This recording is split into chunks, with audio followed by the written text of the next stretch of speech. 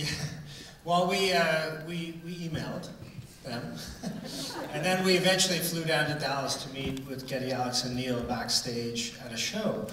And the first thing Geddy said was, "I think you guys are making a mistake because we're not that interesting." Is that right? And we said we disagree. And then I think Neil said, you know, what's your angle? What's your approach? What do you want to do with the film? And we said, we don't know yet. We have a lot to go through. We're going to interview a lot of people. And I think Neil actually really appreciated that. He really, so, and then after that, they give us a green light. Was it after that? Pretty much. What was it about these guys, Geddy, Alex, that you thought, we're going to go for it? I can't imagine this was the first time you were approached about making a documentary about the band. No, we've really tried hard to avoid it. And when they came in, we thought we'd give them the courtesy of listening, because I had done an interview for them from a previous film that they'd done, and I thought the film was actually really, really good. So I thought, okay, these are a couple of serious guys. We should at least give them the courtesy of listening to them before we say no. But I think there was just something about them, how serious they were, and the fact that we knew they did quality work, and we were convinced that 6 months from now they would be regretting it. But we were wrong, I guess. But what can I say? They impressed us with their... they were convinced there was a story, even though they weren't sure what the story was. Well, can I ask, I mean, amazing film for fans to see the scope of your entire career, but I know you're watching here tonight. What's it like for you to see this on screen? And there must be an appreciation now, or was it just like, oh, I can't believe we wore that, or what was it? What's that experience like? Well, they did say that Brad Pitt was supposed to play me. I don't know what happened. I gave them envelopes of cash, and they didn't mention anything about that either. Yeah, I mean, it's interesting to sit and watch, 40 years of your life over 90 minutes, like a 90-minute home movie. But there's some great things in there, and it is a pretty interesting story, I think. I thought those guys were great personally. And so good looking. I found it at times painful. I mean, watching yourself talk for 2 hours. Oh my God. And of course, the older stuff was kind of an out-of-body experience. Someone else. Yeah, exactly, someone else's body. Very strange, and of course, it's emotional to see all those photographs, some of which I had seen before, many I had not seen before, and to hear the old performances. So it's quite a weird experience watching it, frankly. Well, I know it was amazing for everybody here.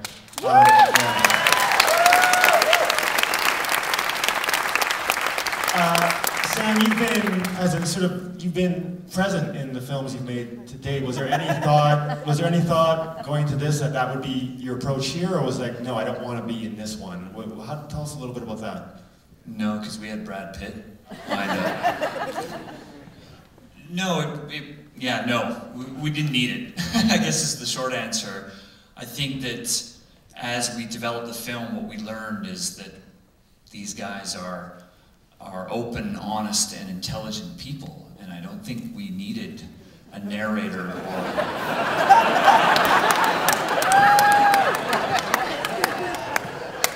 Obviously. Quite fetching. That we didn't need a host or a narrator to help carry the story. So it was a new challenge for us, I suppose, from a filmmaking perspective, that we didn't have that tool or that device to use to carry the story, but yeah, we got through it. I think the interviews in the film are great. Everyone's articulate, funny. Tell us a little bit about the process of finding the people that you wanted to speak to Rush's legacy in the film. Some of the, Billy Corgan, I think it's great. Jack Black, obviously, all of them. I wish it was always this easy. Making a film about Rush made it really easy to get people you know, we always battle to get people to be in our films, but not this time. I think that people came out of the woodwork that don't do interviews very often. You know, Trent Reznor, Cliff Bernstein, you know, is a bit of a mythical character, is sort of a lot of mythical characters that sort of said, well, yeah, you guys are doing a film about Rush. We want to be a part of this. So it was a lot easier. And I think what we were struck by was the breadth of musicians that were influenced by Rush that sound nothing like them. And that was really fascinating to us. Is it was more of the attitude and the philosophy and the spirit of Rush that they were influenced by and that they carried into their own music, whether it was Metallica, Smashing Pumpkins, or Pantera. Right. Of course. Well, I'd love to hear some of the thoughts of you guys, some of the questions, and Rush Girl, I guess, is going to be the first question. Do you want to ask a question, or you just want to hold up a sign? I would. Yes, ask your question. First of all, Scott and Sam, thank you so much for making this documentary, because billions of us have wanted to see this kind of thing for eons. And so after seeing this whole thing, do you think you've reached the pinnacle of your career, or do you think there's much more to come? Rush Girl wants to know if they think they've reached the pinnacle of their career. What's a pinnacle? Oh, I don't think so. I think we still got a lot to learn, and we're still plugging around. One of these days, we'll get it right. Go ahead. Yes. Sorry if you guys are sick of hearing about this, but I've heard that you two aren't as influenced by Ayn Rand as Neil Peart. Were you? Am I wrong about that? Or why did you or didn't you like Ayn Rand as much as Neil did? Why did, were you guys as involved with Ayn Rand as Neil was? Was that your thing or his thing? We weren't aware of her work until Neil, of course, was caught reading her work.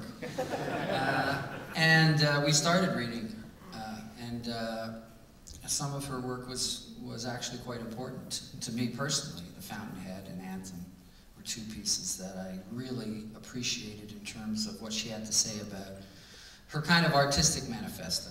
You know, the fact that, you know, the desires of the individual in terms of what his art should be and his need to do that, you know, have to take importance in that artist's life. So when you're a kid and you're reading that and you're trying to make music and trying to make your way, that's really affirming. You know, that became an important thing for me. So yeah, I would say that I was personally influenced. I can't speak for this guy, but he will.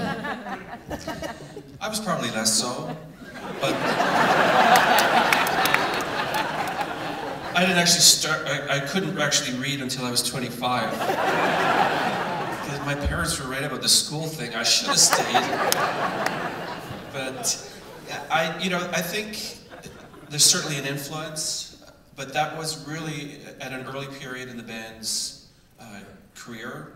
And there are so many other influences and so many other things that we got into and traveled through. So, I mean, really, I think Ayn Rand was a kind of a small part, really.